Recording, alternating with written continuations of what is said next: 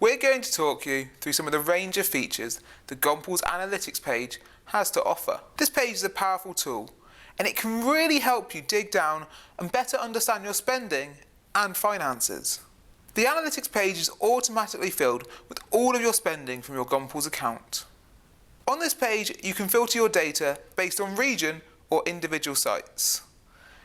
This allows you to see a breakdown of each individual site's spending, and you can make new groups by combining sites as you wish. You can also customize the report to display values as either net spend or as the quantity of items purchased.